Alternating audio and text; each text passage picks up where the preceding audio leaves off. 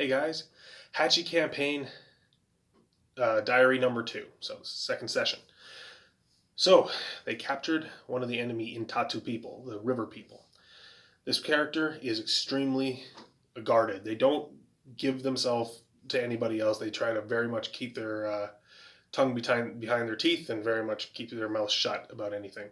So they decide that it's probably best to take them back as a prisoner of war to their base.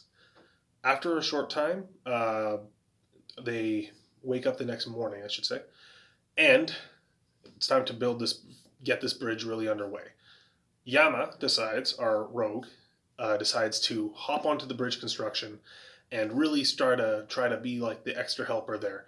Our emissary, Mr. Harvey, runs around and tries to find other like spices, fungus, and like tea to add to his collection, and also to see if there's new flavors and those like that he can get. He finds a full tea tree along with some mushrooms that he had found the day before, and he's starting to put himself a little bit of a repertoire together. He grabs some seeds from the tree so that he can start really putting together a new catalog of flavors for his company.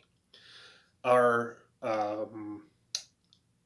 monk spends most of the day trying to get information and resting, trying to put together the pieces of this all. They're the sergeants, so they're kind of making sure everybody stays safe and kind of watching the horizon kind of thing. And our Nualin, or New, our ranger, he spends the day across the river after a little bit of treacherous swimming, with a turtle, a large turtle with many carvings on its back. It looked like other people had signed his name, so he decided to sign his name on the back of this turtle. After this, the characters went to bed for the final night, and just through some sheer wonderful rolling, this bridge is completed very quickly. Just completed before they wake up the next day. Like after the other guys wake up at like 6 in the morning, they're gonna wake up at 8 kind of thing, and the bridge is already finished. Like by the time they wake up, so they get ready to leave, and as they're about to leave, they find a boat bumped up against their bridge, and inside there's two strange things: a fishing rod of excellent make and a shield. This shield in question is a large tribal pavis style shield with large spikes to be shoved into the ground, and the fishing rod itself is excellent make. So the characters have a little bit of time as they're packing camp up. So Nualin, our ranger, decides to go fishing. The first thing he pulls out is a salmon. Salmon-ish fish. It's not quite a salmon, but close enough, makes no difference. About that big, kind of big, I guess, smallish, but like medium-sized fish, I should say. Pulls it out of the water and fillets it, and kind of that's his morning snack.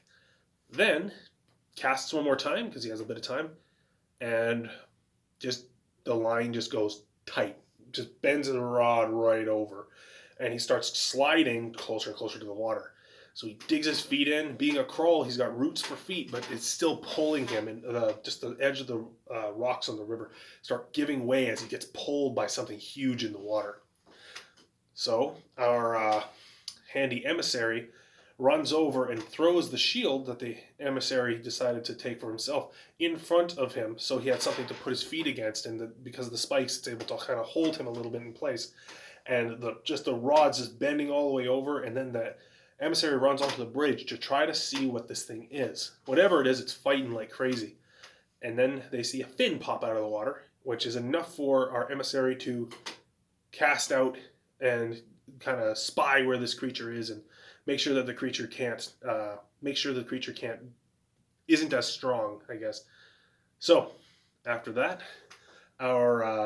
they're pulling and pulling and pulling this thing, and barely getting it up, and just after a bunch of really excellent rolls and the other creature having disadvantage on their rolls, they pull up a bull shark, which are a river shark, pull this thing right out of the water and just beat the crap out of it, and so it's dead. And then they go to skin it, and they botch it. So they skin it, but really badly, and they barely roll high enough to get the meat even. Like, they rolled really bad. So they just got the meat, which is enough for them to survive for the next few days. But shark meat's gross. they're going to find this out. But here we are. So they get through all of that and they leave. And within the first 4 hours of walking, they come across a large bird. Now, crawls do not like animals, pack animals or any animals of any type, but birds, they kind of associate with the sky and they're more okay with them. So large, for a pack animal, crawls use moa birds, which are an extinct bird from New Zealand in our world, but in their world, they're still around. So this large moa bird, this huge fuzzy bird, is their pack animal, and they find one that without its rider, or without its leader, I should say. They don't really ride them. And it's got a bunch of packs on it. And they're like, hey, what the heck's going on here, right? So they look around, and after a few good rolls, our ranger decides to try to try to go follow the trail here. But he's not alone. Our rogue tries to go after him. And the ranger's not really a fan of someone being behind him, so takes a shot at our rogue, which makes everybody very much on edge. But the rogue insists, and after a few words from the sergeant, they both go off as a team. Now, the rogue really proves themselves here. Rogue is a kind of a new to stabbing people business, but they really prove themselves here as a good tracker. When the ranger flubbed their role, the rogue picked up the trail, and the two of them together stealthed their way through the bush and found a brook where where the Suhetch, another builder, was. He's kind of laying down in this water here. He's alive, but he's got a large puncture hole in his shoulder. Looks like he had been shot with something. I'm not quite sure. They pull him out of the water and they pull him back. And fortunately, our ranger cures his wounds using his spell slot there, and they pull him back. Now, at this point, everybody's a little worn out. They've been on the road for a few days, and in my rule set, you don't get a long rest until you've taken the day off. Now, in my rule set, you also can be doing other things in that day. That's kind of your, shopping and other things day. So that's your long rest. But short rests are a full night's sleep. But nobody has any hit dice. Everybody's just totally out of everything. So they're on their way back now, and they're a day from home now, and just a 4-hour span before they go back to bed. And then they come across one of these.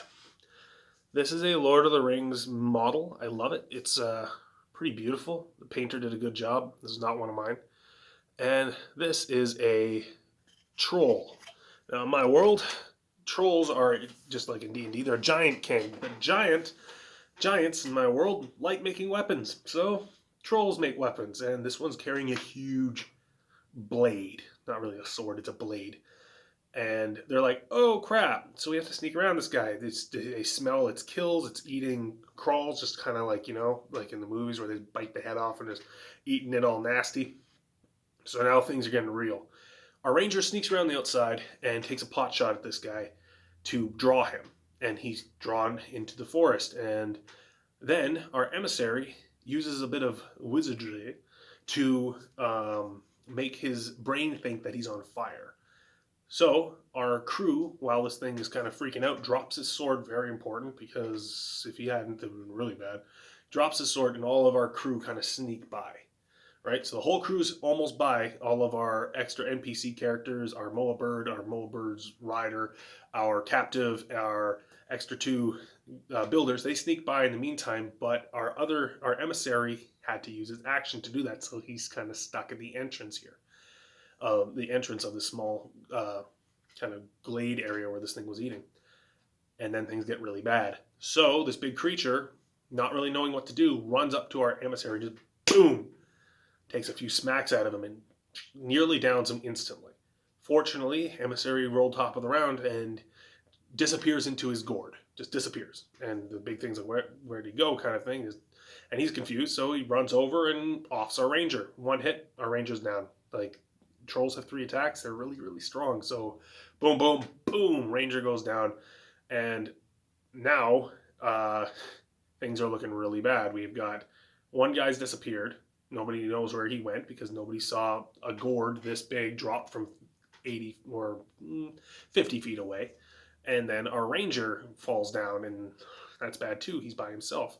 So, fortunately, our handy sergeant runs up, grabs this troll, using their, we call it Way of the Grasping Hand. It's like a judo modified monk rule set. Grabs this thing and throws it onto the ground. Just boom! Big, huge hip throw. Smashes this big guy down.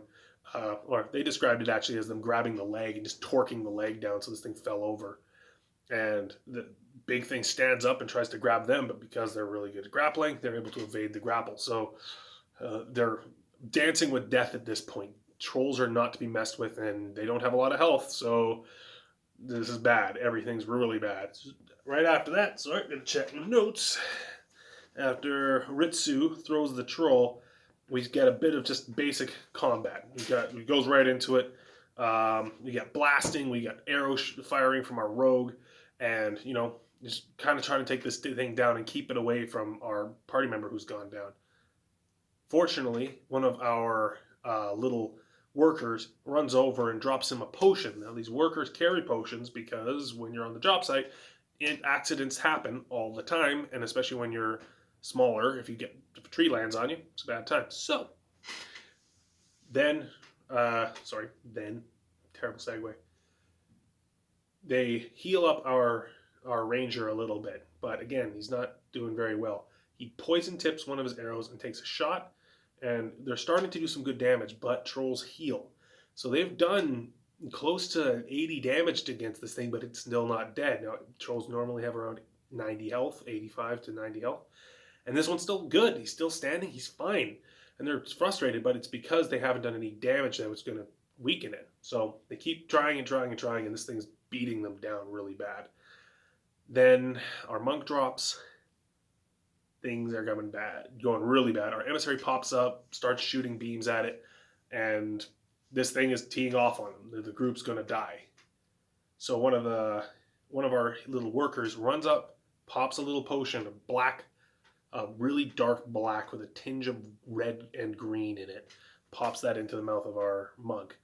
Turns out to be a thing called Hachi Dark Brew. It's made by the Hachi clan, and it's a modified version of what some of the local tribes drink to put themselves into a battle frenzy. It's kind of like level 8 Berserker in a bottle. Or like Barbarian Berserker in a bottle. It's really bad, really, really bad, because it also turns your brain off. So, Ritsu runs up, spends all their key points, and like the rule is you have to use everything you've got. If you got spell slots, you have to use them. If you got second wind, any of those abilities, if you got any ability that you have to use it. So it goes in and tees off and finally puts the characters really in the plus against this big monster. And after that, our lining up a shot, our emissary is able to BAM! Shoots it and torques it, and actually the way he describes it is it shot his hand and the sword spun out of his hand and took the old troll's head off and it falls dead. But our monk's still crazy, and the monk still wants blood. So Ritsu keeps going around and punching everybody else down and nearly killing them. Fortunately, by the way, this goes on for like 3 or 4 rounds of combat. Like, this is a long time of our monk just going around punching their friends nearly to death, and actually nearly curve stomps to our ranger and our emissary to death. Nearly gets both of them. But very fortunately, our rogue runs up and slaps them in the face and gives them a help action to keep them from killing their friends.